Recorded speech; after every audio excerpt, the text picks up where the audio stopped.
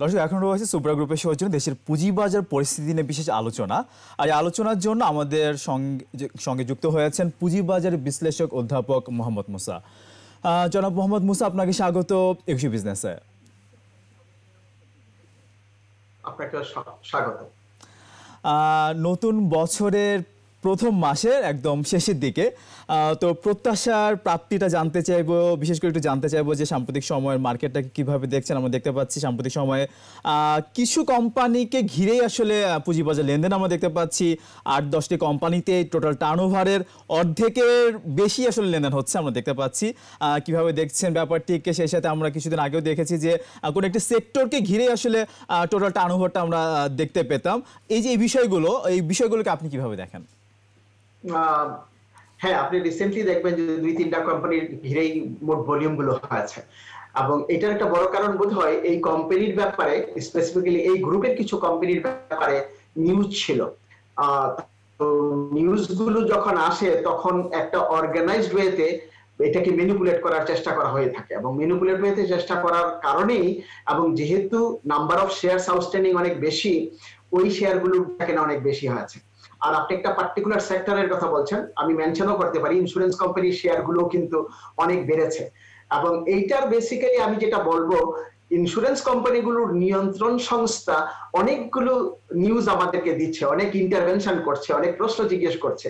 অনেকের ধারণা এই কারণে ইন্স্যুরেন্স কোম্পানিগুলোর প্রফিটেবিলিটি বোধহয় বাড়বে, সেই জন্য দাম কিছুদিনই বাড়ায় ফেলে। আর এগুলোর মার্কেট ক্যাপিটালাইজেশন কিন্তু ছোট, ম্যানিপুলেট করার জন্য অনেকে ওর মধ্যে থাকে, এবং সেই কারণে ভলিউম এবং প্রাইস দুইটাই বাড়তে থাকে, আবার কিছুদিন গেলে আবার এটা কমতে থাকে। এটা একটা লক্ষণ আমি দেখছি। তবে একটা জিনিস কিন্তু অস্বীকার করার উপায় নাই, আপনি যদি গত বছরের একদম লো পয়েন্ট দেখেন, 4000 পয়েন্টের নিচে চলে গেছিল আমাদের ইন্ডেক্স, এইটা এখন কিন্তু 6000 ছুঁই করছে। ধরেন এখন 5600-700 আছে, 5900 পর্যন্ত গেছিল। আমার মনে হয় এটা 6000-এর ব্যারিয়ার পার করবে, এটা আমাদের প্রত্যাশা, এবং আমরা প্রত্যাশার খুব একটা বেশি দূরে আছি বলে মনে হয় না। তবে গুড নিউজ হলো কিছু কিছু ভালো কোম্পানি শেয়ার কিন্তু বাজারে আসছে।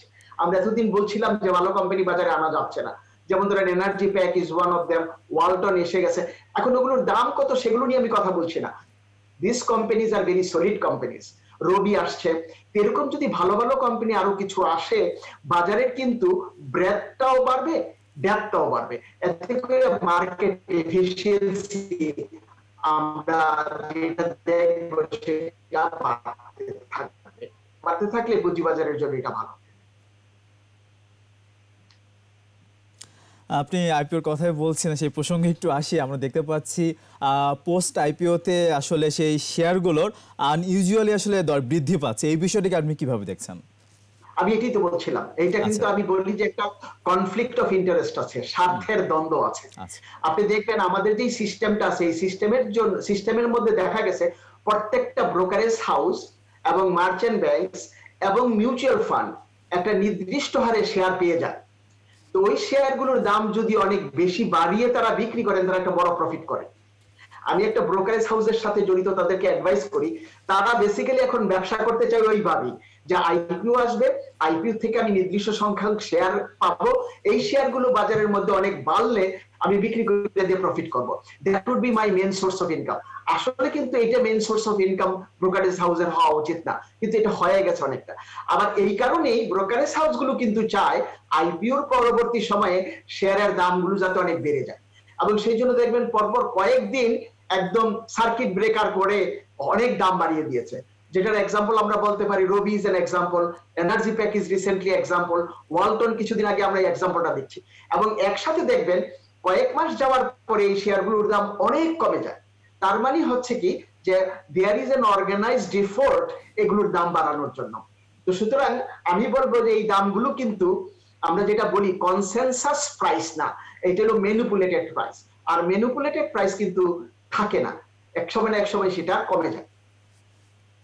সেটাই। সাম্প্রতিক সময়ে আমরা দেখতে পাচ্ছি যে লেনদেন কিন্তু বেশ খানিকটা আসলে কমে গেছে। আমরা গতকালকে সূচকও দেখলাম বেশ খানিকটাই পড়েছে। তো এই যে সূচকের পতন, লেনদেন কমে যাওয়া, এই বিষয়গুলোকে আপনি কিভাবে দেখছেন? এগুলোর কারণগুলো আসলে কি আপনার কি মনে হচ্ছে, কি কারণে এগুলো হচ্ছে? ইভেন এফিশিয়েন্ট মার্কেটও কিন্তু এটা হয় অনেক সময়, মানে পুরোপুরি এফিশিয়েন্সি তো আমরা দেখতে পারবো না, আমরা তো মানুষ, এবং ইনভেস্টার্সদের যে আচরণটা আছে এই আচরণটা কিন্তু তার নিজস্ব ধ্যান ধারণা, ইগো এবং সেন্টিমেন্টের উপর নির্ভর করে। তো যখন কোন সময় শেয়ারের যৌথভাবে দামগুলো বাড়তে থাকে, ইন্ডেক্স অনেক বেশি হয়ে যায়, তখন কিন্তু একটা প্রেসার আসে। অনেকেই প্রফিট করে ওখান থেকে, ওই লাভটাকে নেওয়ার জন্য শেয়ার বিক্রি করে।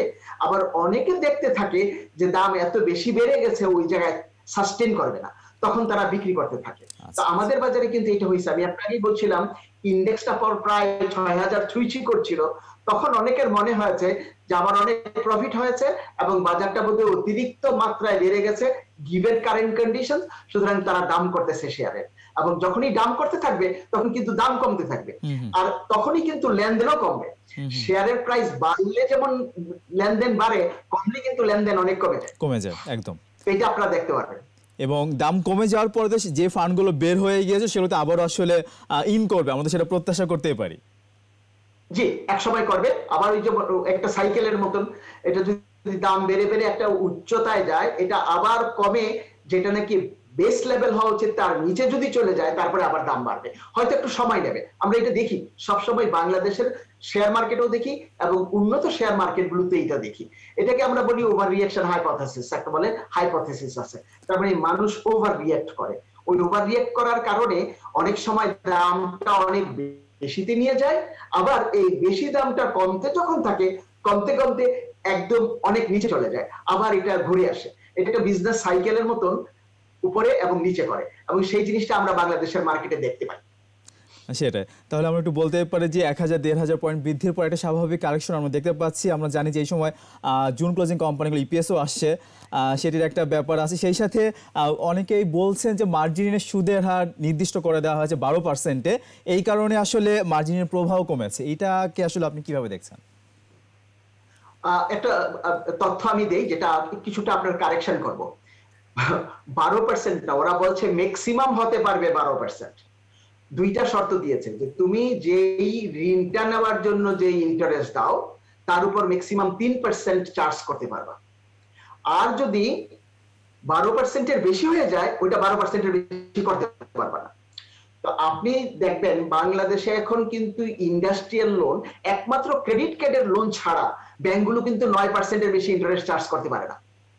তো যদি কোনো একটা ব্রোকারেজ হাউস লোন নেয় ব্রোকার কমার্শিয়াল ব্যাংক থেকে, তাদের ইন্টারেস্ট দিতে হয় 9%। তো 3% অ্যাড করলে 12%, সুতরাং তাদের তো একটা বড় মার্জিন আছে। আমি যেটা বলবো, এই যে সর্বোচ্চ হারটা বেঁধে দেওয়া হয়েছে 12%, এটাকে কমাই দিলে ব্রোকারেজ হাউসের জন্য লাভ। যখন ইন্টারেস্ট রেট মার্জিন লোনে কমাই দেবে, আমরা যারা শেয়ার কিনি লোন নিয়ে, আমাদের কস্ট অফ ফান্ড কমে যাবে। কস্ট অফ ফান্ড কমে গেলে আমার কিন্তু প্রফিটটা বাড়বে। আমি প্রফিটটা বাড়ার কারণে কিন্তু আমি আরো বেশি ট্রানজাকশন করব। আমরা মার্জিনের সুদের হার নিয়ে আরো অনেক কথা আপনার কাছ থেকে শুনবো, তার আগে ছোট্ট একটা বিরতি নিয়ে আসি আমরা। দর্শক, এবার নিচ্ছে একটা বিরতি, ফিরে আসবো একটু পরে, আমাদের সঙ্গেই থাকুন।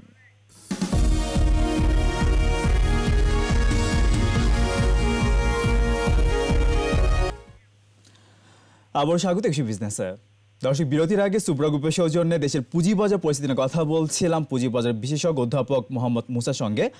আবার ফিরছি সে আলোচনায়। মোহাম্মদ মুসা, আপনি বলছিলেন যে মার্জিনের সুদের হার যে 12% সর্বোচ্চ নির্ধারণ করে দেওয়া হয়েছে, সেটা আসলে মার্কেটের জন্য ভালোই হয়েছে। এটা কিন্তু আসলে প্রত্যাশিত ছিল, বিনিয়োগকারী কিন্তু অনেকদিন ধরে এটা চাচ্ছিলেন যে এরকম একটা কিছু করা হোক।